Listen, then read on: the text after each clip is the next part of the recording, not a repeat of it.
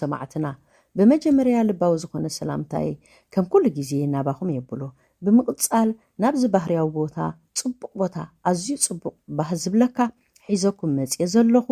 ብጣዕሚ ከም ኩላህና እንፈልጦ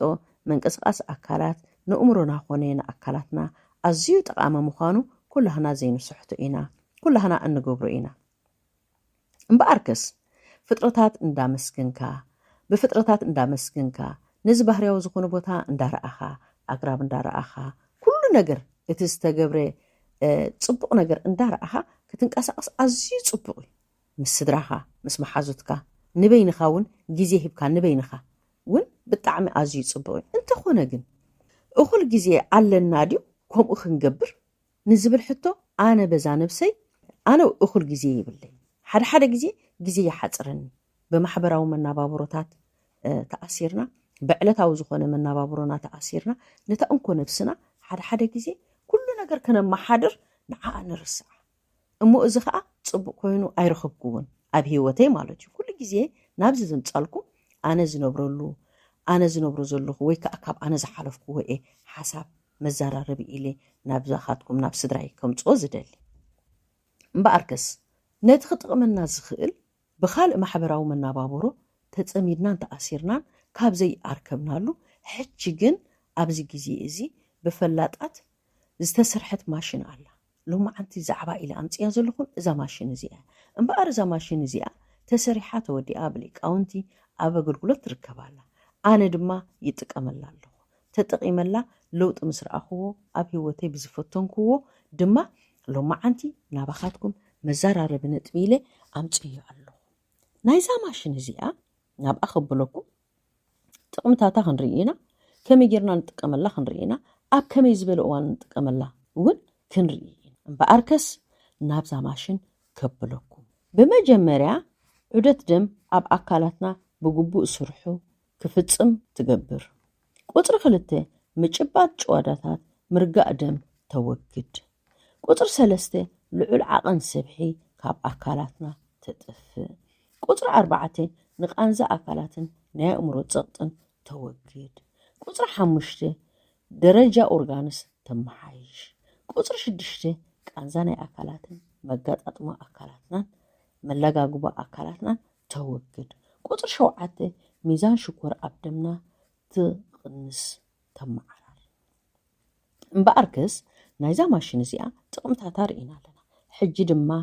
ከመይ ጌርና ንጥቀመላ ክንደይ ዝኾን ግዜ ንጥቀመላ ኣብ ከመይ ዝኾነ ዝበለ እዋን ክንጥቀመላ ይግባኣና ዝብል ድማ ክንርኢና እዛ ማሽን እዚኣ ክንጥቀም ከለና መጀመርያ ማይ ፀሓይ ዝኾነ ሓደ ቢኬር ማይ ንቕርብ ካብ 5 ክሳብ 15 ደቂቕ ንጥቀመላ 5 ደቂቕ 10 ደቂቕ 15 ደቂቕ እንዳተባሃለ በብደረጅኡ ተሰሪዑሉ ብፍላይ ንጀመርቲ እዛ ማሽን እዚኣ ክንጥቀመላ ከለና ኣብ ኮፍ ዝበለ ኣቃውማ ኣካላት ክህልወና ኣለዎ ኮፍ ክንብል ኣለና ፍርቂ እግርና ንሰቕሎሞ ብድሕሪኡ ድማ ሙሉእ እግርና ንሰቕሎ ኮፍ ኢልና ማለት እዩ ተደሊና 5 ደቂቕ ተደሊና 10 ደቂቕ ተደሊና 15 ደቂቕ ድማ እታ ማሽን ንውልዓ 5 ደቂቕ ተልና 5 ደቂቕ ምስ ተወደአት በዕላ ኣውቶማት ትጠፍያ ከምኡ እንዳገበርና ድማ በብትዘድልየና ዓቐን ንጥቀመላ እምበኣረይከስ ሎማዓንቲ እዚኣ ሒዘልኩም መፅእ ዘለኹ ከመይ ጌርና ክንጥቀመታታ ርኢና ከመይ ጌርና ክንጥቀመላ ርኢና ክንደይ ዝኣክል ግዜ ክንጥቀም ከም ዘለና ርኢና ሕጂ ከዓ ኣብ ከመይ ዝበለ እዋን ኢና ክንጥቀመላ ዘይግባኣና ብምስትውዓል ኣብ ከመይ ዝበለ እዋን ክንጥቀመላ የብልና ኣብ ኣካላትና ዝኾነ ይኹን ናይ ምፍሳስ ደም እንተሃልዩ እዛ ማሽን እዚኣ ክንጥቀመላ የብልና ቁጥሪ 2 ብናይ ጥዕና ኩነታትና ምስ ናይ ልብናን ምስ ናይ ሰራውር ደምናን ዝተተሓሓዘ ንሕና እንፈልጦ ጉዳይ እንተሃልዩ እዚ እውን እዛ ማሽን ቅድሚ ምግዛእና እዛ ማሽን ቅድሚ ምጥቃምና ንሰብ ሞያ ንሓኪም ክንዘራረበሉ ክንውከስ ይግባኣና እምበኣርከስ ከም ኩሉ ግዜ